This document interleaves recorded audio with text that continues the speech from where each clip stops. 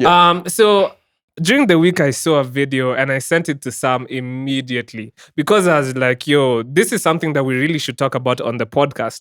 So Mbarathi, I don't know too much about him, to be honest, but He's a Sam producer. seems to know about He's him been a lot. around, and he's also done like a whole bunch of corporate stuff. I also don't know too much about him, but then I think I've been around him a few times, and I've been at his studio. Yeah. Back then where it was, I don't know whether it has moved, but yeah, he's in the industry. He's been in the industry for a while. He's an engineer. He's worked with a few artists. He has experience.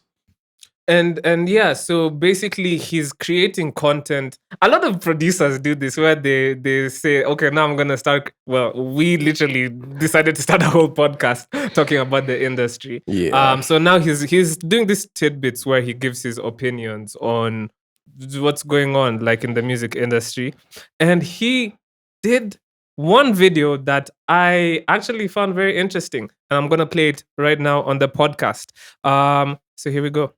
Kenyan artists are becoming brands before they become artists, and it is creating a very, very interesting problem. Over time and over the past few years, the pressure to look successful has become almost equal to the pressure to sound good.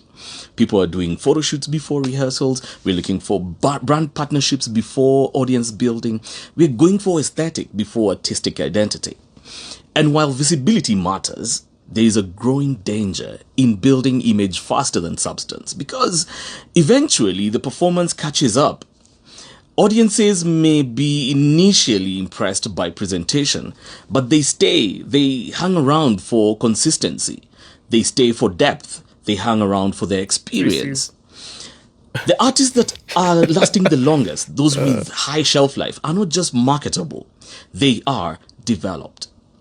For anyone who may not know me, I am Bharati Karuga. I am a sound engineer / mix engineer. I'm an educator and a creative industry practitioner who is passionate about building stronger sound, better systems, and more sustainable careers within the Kenyan creative industry. Anyway, you guys get the gist. Went into some very but I get it. I get it. I mean, it's his platform. So I wanted to find out what you think about it and just bring this onto this platform. Because I do think it's very compelling, where I've also noticed that there's a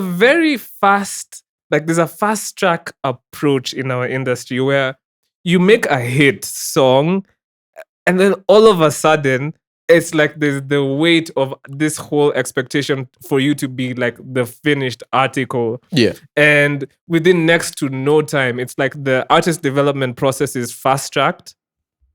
And this person is out here trying to create this perception that they are already like the finished article. You know what I mean? And I think it can be problematic because then we have a lot of unfinished products trying to perform at the highest stage. I don't know why you're laughing. Yeah. No, because I'm thinking about all the unfinished products that we have currently. So do you think there's some credence to what he's saying? Oh yeah, for a fact. I think this is this has been one of at least my major gripes with the instantification. I feel like I just put "fication" after everything. Instantification of artistry these days, where an artist, it's brought about by technology. So technology has made everything easier, right? And so more and more talented people have access to what previous artists only had access to. Sorry. More and more people have access to only what previous artists only had access to through labels and through organizations that are championing the music. So now everything is like, I can pull out my computer, download FL, and legally, and and all the plugins, UAD and all of them legally. 100%. Exactly. And then I can I can release music, right? Yeah. What happens at the end? So that's, you have the artistry on this side, and then you have the acceptance for the fans on the other side, and then there's a line dividing. What happens at the other side is not going to be, the reception from people is not going to be different. Like if you have a hit song, but if me and you both have a hit song, right? And I went through a label and I did the whole Shebang. exactly. I did the dancing like they're making Manasseh Shalom and them do on what's it called on the Tasker. Base to Yeah, billboards. based on billboards. That whole project, right? I did all of that, and then after that, I created a hit song. You downloaded the file legally, and then you made your song. You made your song, and you released it, and they both hit. Same number of plays, same number of Yeah. the fans at the other side do not care. They are not looking at Afam as, oh, I'm not going to listen to this song as much because it seemed like he came, apart from the people who are really obsessed with industry plans, but then identifying them. But then, what I'm saying is that on the other side, people don't really care, right? And so the problem with that is there is very little justification or incentive for an artist to go through that process, as well as labels to take artists through that process now. So all we're doing around is shopping for numbers and hits and stuff like that. Now, that brings us to what he's saying. What he's saying is the important aspect of developing an artist, because as much as you can have hit songs, for longevity, I think, and I don't know, you can give me your opinion on this, but for longevity, I think an artist needs to find a little bit of refining in their artistry. And that has completely been sidestepped. We have people being called for shows that have released like one EP, two EPs, and maybe one song has done really well, and they've been called for shows and they're performing alongside people who have been in the game Highly for tenured in the game. Yeah. yeah. Not to say that that's wrong, but and that they don't deserve that position. Mm-hmm. But the problem with that is then you then it's not as the product, at least according to me, is not as consistent. And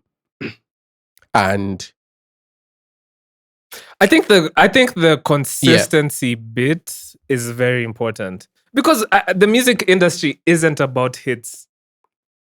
well, I don't think it is. If you, or rather, maybe I could rephrase by saying longevity in the music industry okay, yeah, isn't about hits. that's what I meant to because say. the music industry is completely about hits. It's only about hits. That's all they care about. But yeah, because it's what do you do when you're unable to have that hit song?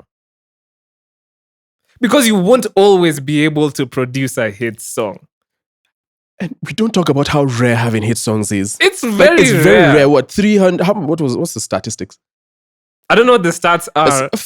Over 100,000 songs are uploaded every single day. Every single day. Now, if you did multiply that by 30 days on the month, that's a lot of songs. And then out of that, a very small amount are going to be maybe in the 20s. Yeah, are going to be actual hit songs around the world. So that's very, very, very rare thing. But I think people are convinced that. I mean, you could just. But for me, just have it like that. For me, it's also about what I've observed is.